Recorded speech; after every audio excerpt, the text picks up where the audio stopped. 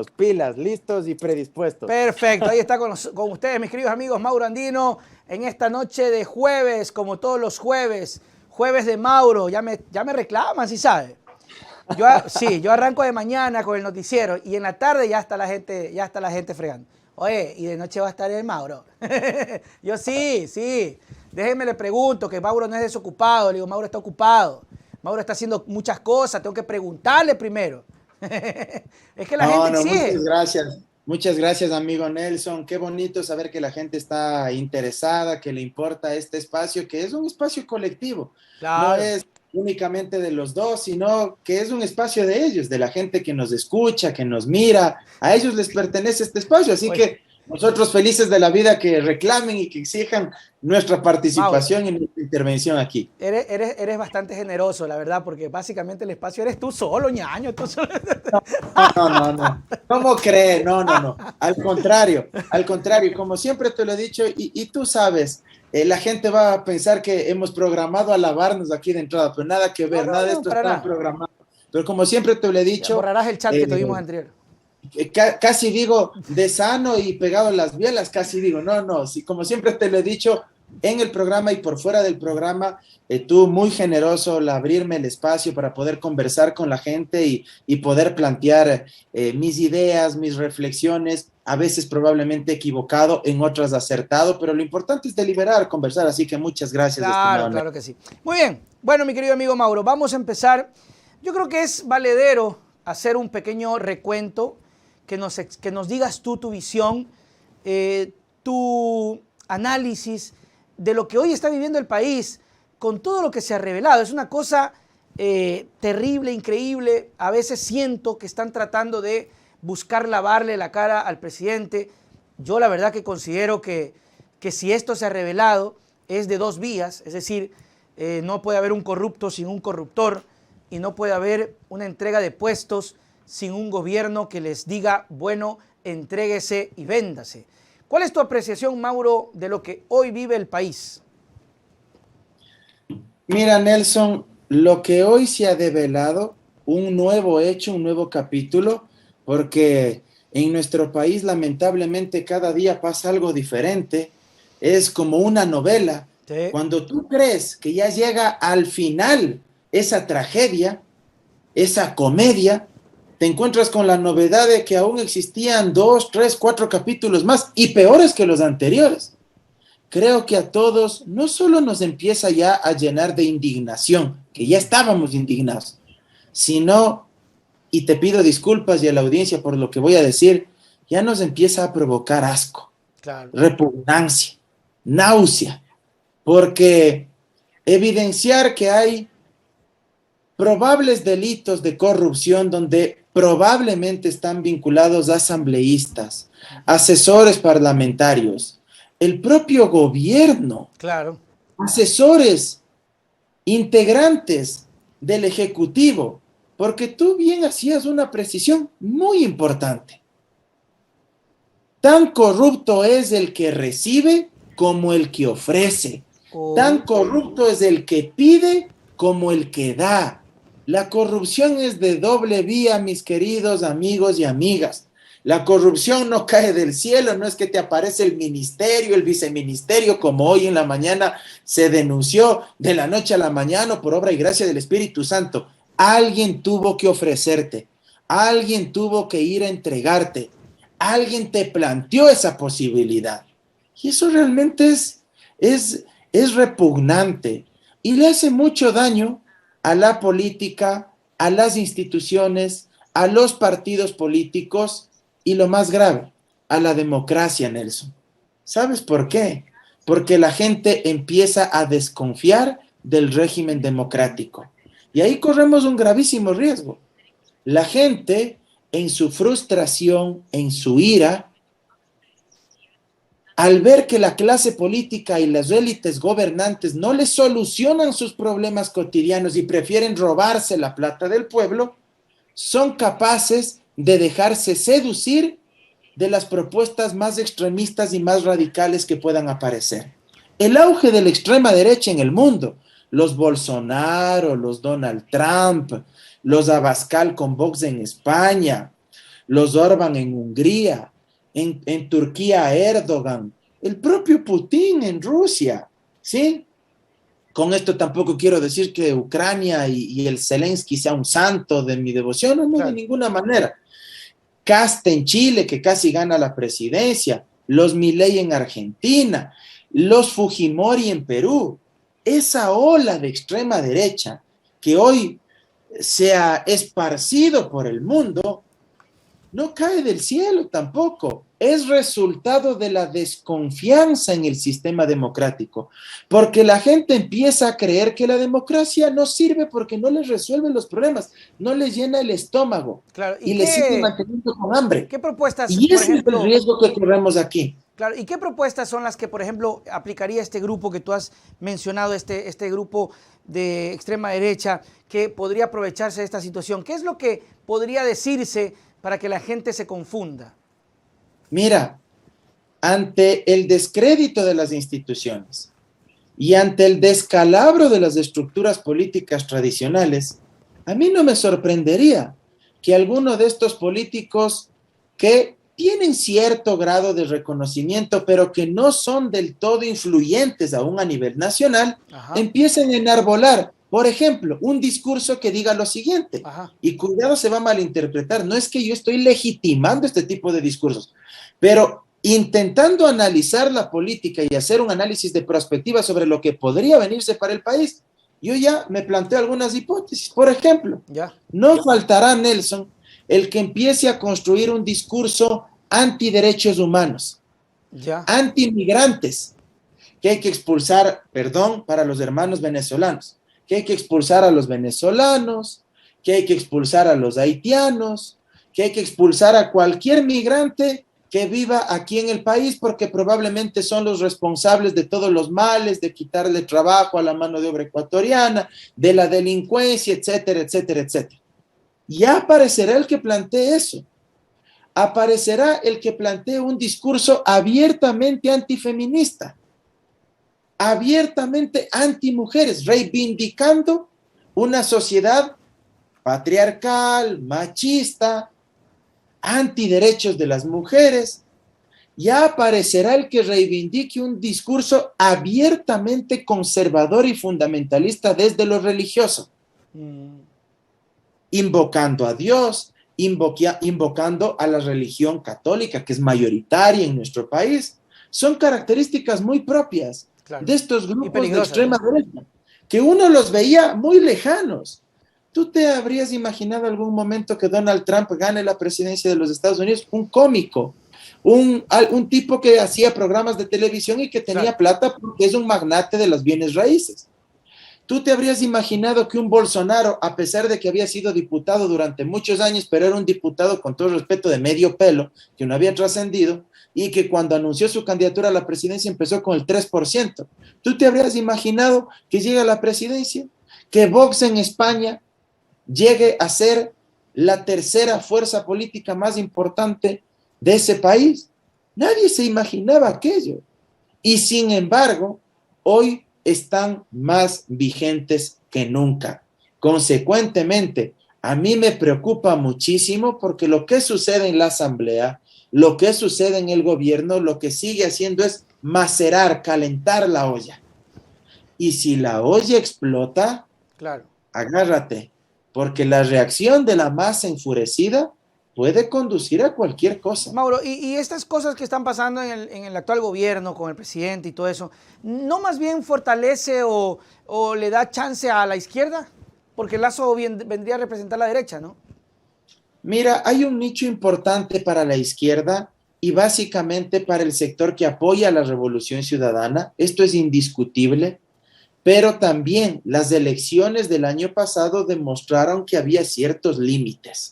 Es decir, que había ciertos techos electorales, que tú en determinadas circunstancias ya no puedes crecer más allá de eso. La izquierda, para evitar el auge de este tipo de propuestas extremistas desde la derecha, tiene que entender que este fantasma, por llamarlo de alguna manera, está más cerca de lo que imaginamos. Y para eso es importante agruparse. Algo que hemos conversado aquí. Claro, que se ha dicho mucho. Muchas veces hemos sido reiterativos en mencionar que requerimos unidad, unidad desde el centro hacia la izquierda. Eso es fundamental, porque si es que no existe esa unidad, lo que va a suceder es que estas otras corrientes capitalicen el descontento popular. Claro. Entonces, la izquierda también tiene que ser muy pedagógica en el discurso. Hay que disputarles el relato, Nelson, algo que también hemos conversado aquí, y yo a veces te lo he dicho, Claro. incluso a costa de que a veces nos pateen por lo bajo. Cuando a veces hemos conversado igual aquí, me has dicho por qué fuiste a tal entrevista o vas ahora a tal debate, hay que disputarles los espacios. Es una batalla cultural, es una batalla ideológica. Y hay que disputarles ese espacio para demostrarles con argumentos por qué desde la izquierda sí existen mejores alternativas de gobierno para darle bienestar a la gente, para darle bienestar material a las grandes mayorías, para reinstitucionalizar el Estado y tener un Estado social que garantice educación, que garantice salud, seguridad social, vivienda digna, empleo adecuado. Hay que disputarles el relato, no dejarles la mesa servida o la vía libre para que digan lo que quieran. Claro. Entonces, esto es clave. El asambleísta, se me fue, es uno de los principales de la Revolución Ciudadana, habló de 3 puntos que podrían... Pavel. Habló de 3 puntos que podría conversarse para llegar a un acuerdo. Habló muy bien de Jiménez. Ahí aprovecho para obtener tu criterio acerca de la salida de Vela. Una salida no tan tranquila. La señora, de lo que casi que no se la escuchaba, terminó saliendo hablando algunas cosas. Sí, se despertó como, ay no, ahorita escribo. Y le mandó una carta bien contundente a Guillermo. Pero Pavel dice 3 cosas. Hablaba de lo que tú decías, seguridad, hablaba de empleo y hablaba de productividad. Es decir, son ejes que si el gobierno de Lasso, con este cambio que ha dado con Jiménez, se da, podría haber un camino a una gobernabilidad. ¿Cuál es tu criterio de eso, Mauro? A ver, primero, sobre la designación de Francisco Jiménez. Yo creo que de los cuadros que tenía el oficialismo en la legislatura, Francisco Jiménez era de lo más destacable. Es un personaje político que tenía ya experiencia en la administración pública, de hecho fue gobernador en la época de la Revolución Ciudadana. Sí, 2008.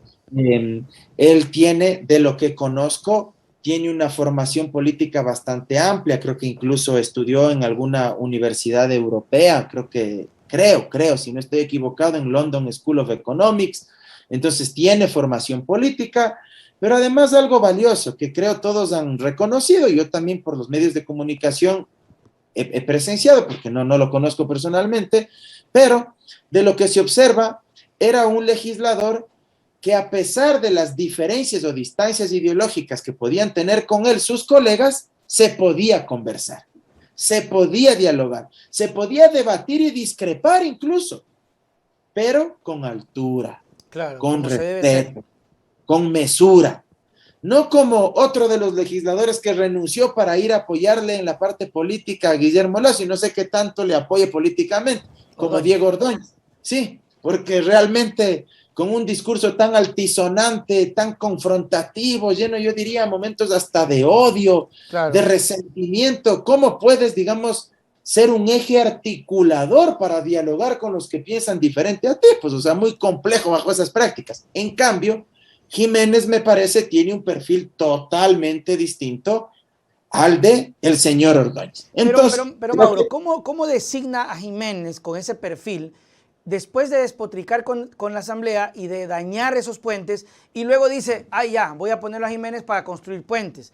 Y ya salió el socialcristianismo a decir, olvídese, si quieren hacer un reboot, ya no se va a poder. A eso quiero llegar. La segunda parte de este tema es que, a pesar de que tenga muy buenas intenciones Francisco Jiménez al frente del Ministerio de Gobierno o Ministerio de la Política, que sería en sentido práctico, si es que no hay la voluntad del presidente de la República, claro, mira, por más buenas intenciones que pueda tener Jiménez, él simplemente va a ser un fusible más que terminará quemado. ¿Por qué? Porque si el presidente Lasso no quiere renunciar a su retórica de la construcción del enemigo, que en este caso es la Asamblea, porque ya dijo una barbaridad, que en términos democráticos igual es gravísimo. Claro. Y esto lo habría dicho el presidente Correa en el pasado, le habrían dicho de todo. ¿Qué dijo el presidente Lasso? ¿Qué dijo el presidente Lasso? Dijo textualmente que él gobernará sin la Asamblea. Oye, en un régimen presidencialista y en un sistema democrático, tú tienes que entender que hay varias funciones del Estado y que vos como jefe de Estado y presidente de la República no eres el jefe de todas y que tú, aunque no tengas el apoyo de la legislatura, no puedes decir que vas a gobernar sin la Asamblea. ¿Qué querrá el señor? Retrocedernos más de 200 años y regresarnos al Estado absoluto, monárquico, donde había un rey. Ahí no había pues parlamento. El Estado liberal justamente nace como respuesta al Estado monárquico. Y ahí nace un parlamento para hacerle contrapeso a las decisiones del monarca, de la nobleza, de la aristocracia, del clero y del ejército. Parece que quiere retrocedernos más de 200 años. Lo que puede hacer en todo caso es trabajar en políticas públicas, pero tampoco desconocer a la Asamblea. No puede desconocer a la Asamblea. Él dice que vía reglamento y vía decretos va a gobernar. Si eso fuera así, entonces ¿para qué envió proyectos de ley a la Asamblea? Si es que fuera tan fácil de que solo vía reglamentos y decretos él puede desarrollar los cambios a la normativa que supuestamente necesitaba, entonces ¿por qué envió pues, el proyecto de ley? ¿Por qué tanto drama? Pero Mauro, hablábamos la semana pasada de que de pronto podría gobernar vía o sea, sin la necesidad de mandar cosas, ¿no?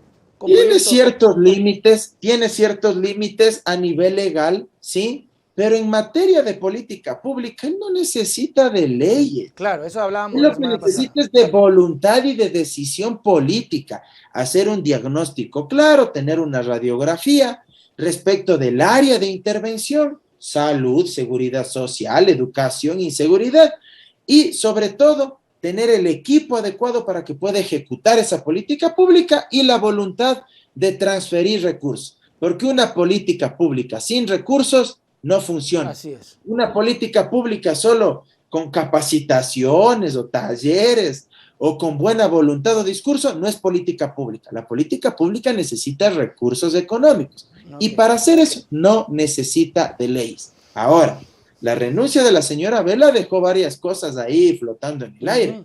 Una de ellas, su carta desnudó al presidente Lasso en el sentido de que tiene miedo a jugarse por una muerte cruzada. Claro. Porque la ministra Vela le apunta eso en la carta. Una carta con varias líneas bastante diplomáticas, pero en el fondo subyacía bastante acidez política. Bastante, le punzó políticamente. De hecho, le dio a entender que está perdido en el camino. Le dijo que él no se arriesgaba a tomar la decisión de la muerte cruzada. ¿Eso qué evidencia? En la práctica, debajo de esas líneas le está diciendo que es un presidente débil, que tiene miedo de perder en una nueva elección y que por eso no se arriesga. Por eso ella reconoce incluso que la muerte cruzada es riesgosa, dice ella, pero piensa que es la única salida democrática al conflicto institucional existente. Y dice que el equipo cercano al presidente Lasso, los que vencieron en esta disputa interna, los chicos de la Fundación Ecuador Libre versus los chicos cordes de la democracia popular, ella dice, al final ellos se impusieron o usted les hizo caso, se decantó por esa posición. Entonces también le desnuda en sus miedos, en sus carencias políticas, porque dejen claro que no se arriesgan a la muerte cruzada porque tienen miedo de perder el poder que tanto les costó alcanzar luego de 12 años de gestión. Y finalmente, permíteme cerrar esta idea para no olvidarme, si bien llevan al Ministerio de Gobierno a Francisco Jiménez, también se desnudan en otro aspecto. Una vez más, es el tercer asambleísta que llevan al gabinete. Así es, lo dije. César Monge, Diego Ordóñez, Francisco Jiménez. Falta otro, son 4. Ah, y Cabrera, a Obras Públicas. Así es. ¿Qué necesidad de cuadros tendrá Guillermo Lasso que tiene que recurrir a la Asamblea para seguir debilitando su bloque parlamentario? Pero es que, Mauro, es que no le quieren Su, trabajar. su bloque de 12 asambleístas, que son los 12 que pertenecen a Creo. Pero lo más triste es, oye, 12 años pasaste en campaña y no fuiste capaz de generar cuadros, hombres y mujeres, para que gobiernen contigo. ¿Qué pasaste haciendo los 12 años? Parece que la meta solamente era ganar, ¿no? Era ganar. Y esto nos deja una enseñanza enorme. Hacer una buena campaña no es garantía de que vayas a hacer un buen gobierno. Porque si no hiciste la tarea adecuada de fortalecer, de construir una verdadera organización política, vas a verte abocado a esto. A sacar de tu propio bloque de legisladores los cuadros que no tienes porque no fuiste capaz de generar liderazgos, de formar políticamente, técnicamente a la gente que ibas a necesitar cuando ya ibas a hacer poder. Definitivamente hay una percepción de que el presidente está muy, muy golpeado y la debilidad se nota en no aceptar precisamente la muerte cruzada, porque debe haber una reflexión interna de, chutica, tanto que peleé para en menos de un año salir y posiblemente no ganar, pero es la realidad y no es por su ego, sino que le hace daño al país. Pero el presidente de la República, si por un lado tiene un acierto con Jiménez, te la pongo ahora a consideración, ¿qué pasa con este man de Carrillo que va al Ministerio del Interior con toda esta atmósfera de las denuncias de la Comisión de Derechos Humanos en los delitos de lesa humanidad que han causado también ya algunas reacciones? Preocupa bastante porque se trata de un exfuncionario del Ministerio de Gobierno, general de la Policía, que fue copartícipe de la represión brutal que se vivió en octubre del 2019. Fíjate tú que incluso víctimas de esta violación a los derechos humanos, una de ellas la asambleísta Urresta, me parece que ella salió a reclamar. Ella perdió uno de sus ojos en las protestas de octubre del 2019, ella ya salió a reclamar la designación del general Carrillo como ministro del Interior. Yo aspiro, hay que darles margen o derecho a la duda, a que ojalá haya enmendado, ojalá tengamos algo, un hálito de esperanza, de que haya enmendado su visión respecto de cómo procesar, cómo administrar posibles movilizaciones populares, porque al paso que vamos, no me sorprendería que la olla explote nuevamente en algún momento. Porque cuando la gente ya no tiene cómo llenar el estómago, y si aparte de eso ve que los gobiernos, la élite que le conduce, el Estado, los políticos, los legisladores, la gente cercana a la presidencia o presidente de la República están envueltos en una atmósfera de corrupción, la gente puede llegar a decir, basta. Claro. Y es que eso sucede, ojalá no tengamos escenarios parecidos de represión, de violación a los derechos humanos como se dieron en octubre del 2019. Y de hecho se está gestando, ¿no? La molestia de los maestros, los transportistas, los panificadores que lamentablemente ya tuvieron que subir el pan. Imagínate otro golpe a la economía popular. El pan popular acaba de subir. Yo entrevistaba a un panificador y él decía, no queremos, pero lamentablemente el gobierno no nos escucha y nos van a obligar a subir. No quieren subir, Mauro, porque aunque parezca mentira, en la realidad de ciertas personas, me decía él, la realidad que se vive en sectores populares es que cuando le subes el pan, así sea 5 centavos, la gente ya no lo compra, porque está con lo justo. Y él me decía, señoras que salen para el bus y para el pan, y si le subes el pan, ya no compran el pan, y ya no le dan de comer a sus hijos. Es terrible. Saludos para Omar Novoa que nos está viendo. Y hablando de esta situación, Mauro, ¿qué va a pasar en la asamblea con Yori? ¿Crees que ya definitivamente Yori debería, no se va a ir de la asamblea, la señora no va a perder el curul, pero mira, hay amenazas de que mañana otra vez se va a suspender porque quieren evaluarla? Yo creo que es una presidenta caída desde lo político. ya no tiene legitimidad, Claro. no goza del apoyo de los bloques parlamentarios. Hoy ya se dio la división abierta, flagrante, en el bloque de Pachacuti. Se quedaron ya definitivamente con 20 asambleístas. Se filtró las imágenes de lo que les eliminaron del grupo de WhatsApp a los 7 asambleístas autodenominados rebeldes. Esto ya se filtró, así que Pachacuti a partir de hoy ya formalmente tiene solo 20 asambleístas. De otra parte, creo que varios independientes también ya le han bajado el pulgar. Hay otros asambleístas dentro de los 20 igual de Pachacuti. Ayer, por ejemplo, yo participé en un Twitter Space donde estuvo el asambleísta Vanegas y él 2 o 3 veces fue claro y señalar que es evidente que le falta o le ha faltado conducción, liderazgo político a la presidenta de la Asamblea y que si es que se inicia este proceso de destitución, pues hay que seguirlo siempre y cuando obviamente se respete el debido proceso y lo que señala la ley de la función legislativa. Pero ya están abiertos a esta posibilidad, digamos, incluso los que se mantienen en el bloque de los 20, ya no es que mantienen una defensa a ultranza de Guadalupe Llori.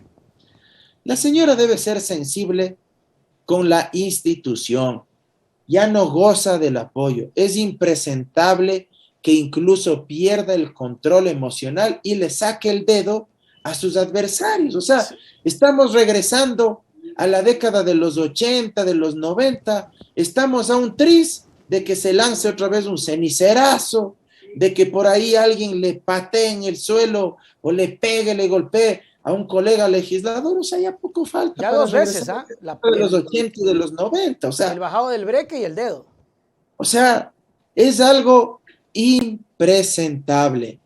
Y la señora Llori, reitero, debe sensibilizarse con el país, con la asamblea y entender que ya perdió la confianza de los distintos legisladores. Ella, en estricto derecho, no es que puede ser evaluada. Ese término lamentablemente lo han venido utilizando de forma equivocada varios legisladores, incluso quienes están promoviendo la conformación de la comisión pluripartidista. Esta comisión lo que hace es sustanciar un trámite de denuncia y destitución. ¿Sí? Y lo que procede aquí es la denuncia por incumplimiento de funciones con base en el artículo 18 de la Ley de la Función Legislativa y sustanciar el trámite, que se respete el derecho al debido proceso, que se garantice el derecho a la defensa y que la señora, una vez que se informe de la comisión, recomiende la destitución o el archivo, pase al pleno y en el pleno la señora observe si es que existen o no los 70 votos para destituir. Si se la destituye, ella vuelve a ser una asambleísta más, habrá que asignarle una comisión para que ella vaya y actúe allá como legisladora y finalizado el procedimiento. ¿Sube esa Gisela? Yo creo que le haría bien, sube esa Gisela según el artículo 16 de la Ley de la Función Legislativa. No creo que cambie mucho la dinámica de la asamblea, pero al menos creo yo, sí se va a generar un puente entre el nuevo ministro de la política o de gobierno con los bloques parlamentarios, porque si es que el propio Ejecutivo sigue torpedeando este proceso de destitución, pues evidentemente se van a radicalizar aún más las posiciones de los bloques que ya no apoyan a Guadalupe Llori, me explico. Entonces, claro, esta sería una buena señal de que el Ejecutivo ya no interfiere y de que al menos ya alzaron los brazos y saben que si se quiere generar un proceso mínimo de diálogo, ya no pueden seguir sosteniéndole a la señora al frente de la Asamblea. Así es, mi querido amigo Mauro. Bueno, Mauro, muchísimas gracias siempre por apoyarnos y por estar con nosotros cada jueves. Tus palabras para despedirnos y dónde la gente te puede ubicar.